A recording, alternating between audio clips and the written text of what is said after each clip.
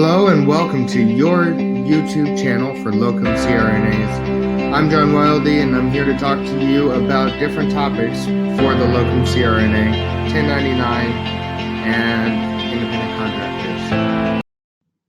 Okay guys, so today we really need to talk about what are the true costs of being a locum and what does that mean for your hourly rate? How do we determine that and what's the best way to do it? So let's kind of go through things. You know, we don't need to discuss student loans and the cost of school, but I am going to take you to school a little bit on what all needs to be included and what are the actual costs that you are going to do or have in the future. Now for some of the boring part. First, we'll talk about just the back office kind of things. Let's talk about your LLC creation or PLLC, depending on the state that may be required.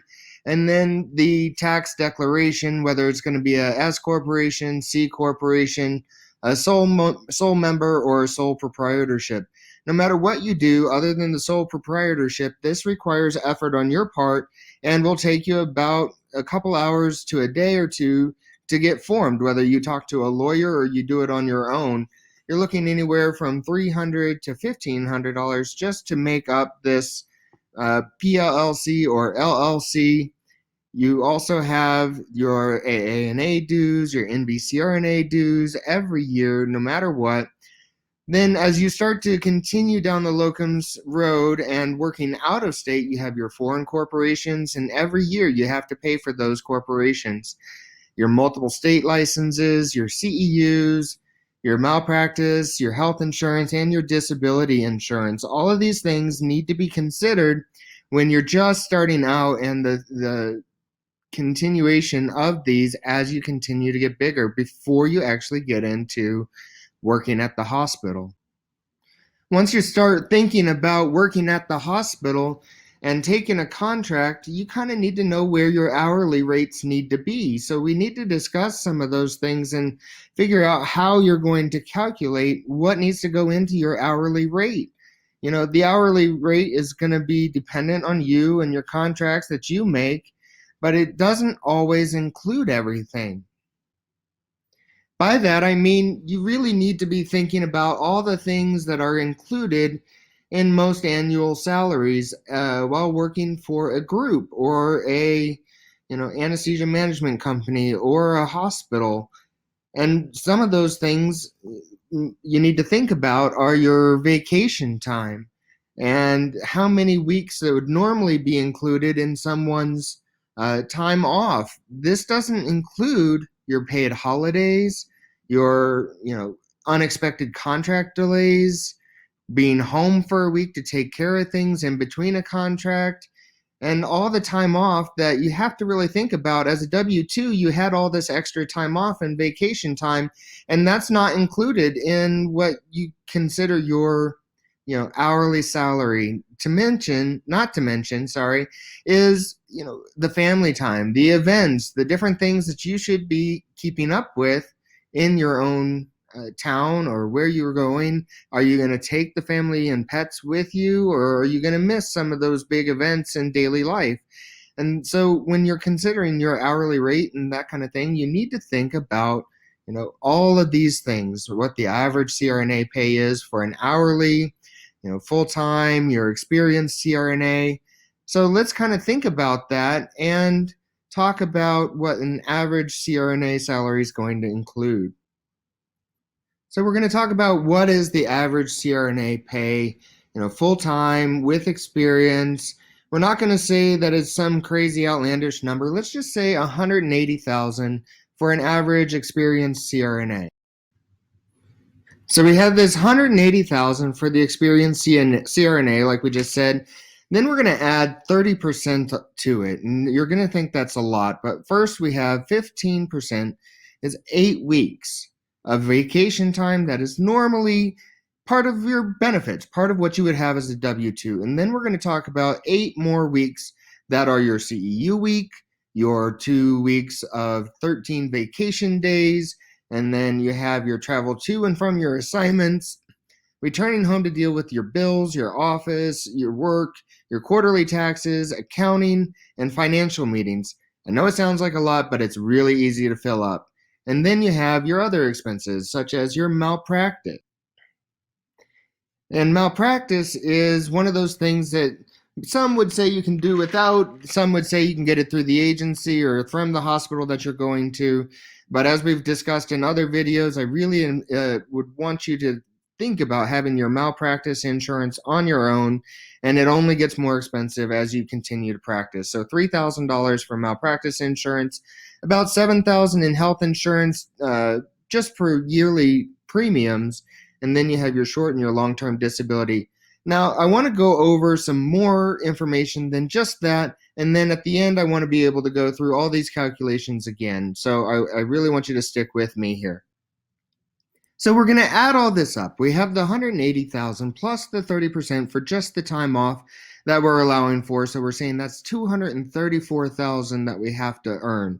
Then we're going to add in our malpractice, our health insurance, disability insurance, the professional licensing dues, and we're going to make all of this kind of come together with our kind of on the low side insurance and licensing and professional dues.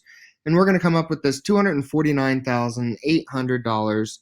And we're going to divide it by 40 weeks because we have those weeks that we had to take off from our regular set of weeks. And I'm not even accounting for all of the weeks because really it should have been 52 minus 16 is 38 weeks. But I'm going to say 40 weeks and 40 hours. If we divide that total amount by 40 weeks and 40 hours a week, we come up with $156 an hour. And if we had said that 38 weeks, it would have been $164 an hour that you would have to make just to be able to pay your normal $180,000 W-2 salary. And then there's a lot of things that aren't included in this. So let's keep thinking about all the different other things that are not included in this calculation. So I have to say that I didn't include things that are also important, like the employer side of the payroll taxes. That's another 7% or more. Retirement contributions. If you have a matching or employer matching, that has to be considered. Then your accounting, your cost of sending everything to the accountant each year. Because it's not a W-2 job, it's harder to make sure that you are taking the most tax advantage of your income as well. And then you have your costs of flying back and forth. If you have to take a 3-day weekend to be able to go home and check out the house and make sure everything's good, your drive time, mileage, car wear and tear, family time and expenses of travel, and just missed family time. Very important to consider all of these things, and then to really think about the complications or things that can happen in addition or that can cause trouble as you become a locum. Now, some of the complications that can happen, they can be your fault, they can be the fault of the employer, and then there's the middlemen. The credentialing didn't get done on time. A contract was canceled. There was a hotel problem when you arrived and the apartment wasn't ready, or the hotel wasn't ready, or they were overbooked and you have to go stay at another place, and maybe that comes out of your pocket. Maybe it comes out of somebody else's or the agency's if you went through an agency, but if you went all-inclusive, then that comes out of your pocket, and it's going to be more expensive to get a hotel for 1 or 2 nights until the other is ready, especially if it's just something that came up or they weren't quite ready for you. The contract said we need you 3 days early. Those kind of things cost more out of pocket, especially if it's a all-inclusive type contract. So really be thinking and cognizant of the expenses that you're expecting and what things can go wrong. Then you have the other things of, going out and getting food. When you first get into town, you either have to take a day or two to get kind of aware of what's around you, or you end up eating out a little bit more often, and that becomes more expensive. If you take your family or your pets with you, then you have to think about a larger hotel room or housing, different type of housing. And then, if you're all inclusive, your standard contract fare of a rental car, your travel to and from, your hotels, any kind of a food per diem, that kind of thing, all very important to keep in mind as you're calculating your hourly rate. So this is how I really want you to be thinking about your hourly rate, and kind of some of the things that are really involved in why our hourly rate is higher than some would expect, and why we have to really advocate for ourselves, because most people are going to say, oh, your W-2 rate is, or your 1099, sorry, your 1099 rate is so much higher than a W-2 rate. We just can't afford that.